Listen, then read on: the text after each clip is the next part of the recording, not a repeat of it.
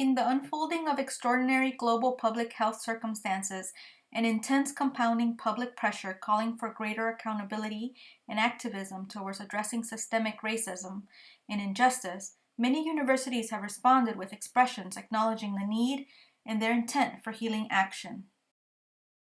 Many colleges have issued statements of promise to assess and remediate systemic biases in the design of curricula. This greater awareness encourages hope as it signals a new dawn of recognition of historic institutional complicity in how universities have propagated social injustice through inequitable access and stratification. It seems evident that ignoring the trauma students face is no longer acceptable nor viable, especially for institutions who wish to uphold social justice-oriented missions. It is also important to note that the body of evidence shows a lack of sustained and systematic attention to the quality of teaching and learning, and this inhibits all reform efforts to advance equity.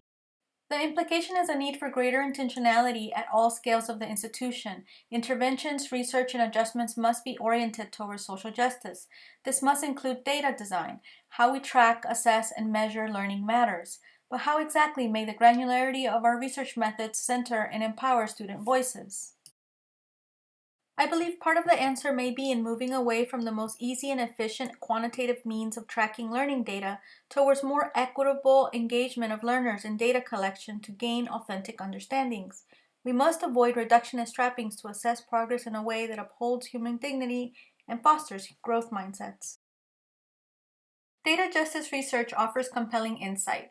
Chicago Beyond's Why Am I Always Being Research guidebook reasons, if evidence matters, we must care how it gets made. It asks us to flip the design of learning analytics to include the people being studied to not only participate but lead the research, all in tandem with recognizing power and social inequities. Who engages in research design matters at the most granular and metacognitive level.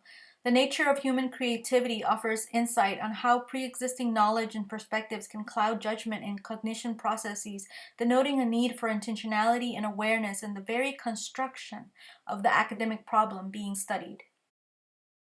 In her book, Sente Pensante Pedagogy, Laura Rendon asks us to reject a monocultural framework and seek learning design and analysis that values the individual's quest for knowledge, yet also acknowledges the importance of dialogue and the shared construction of meaning in practices that strive for balance and harmony.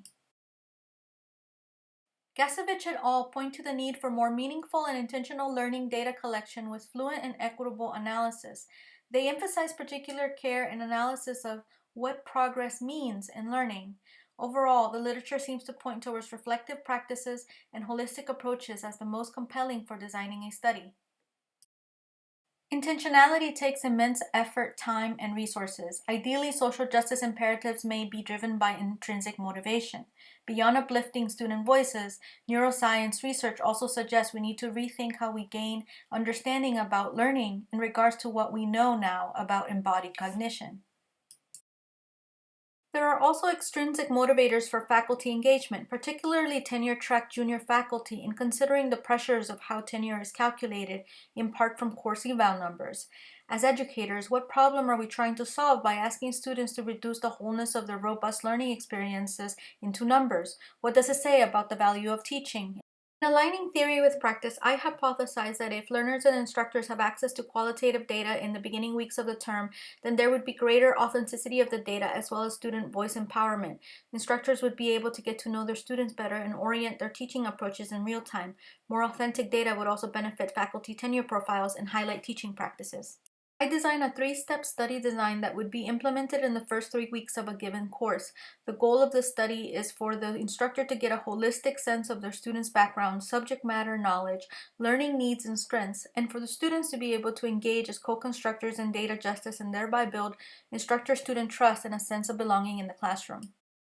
In the first step, during week 1 of class, as students become familiar with the syllabus and learning goals, they would be encouraged to bring their whole selves to the classroom.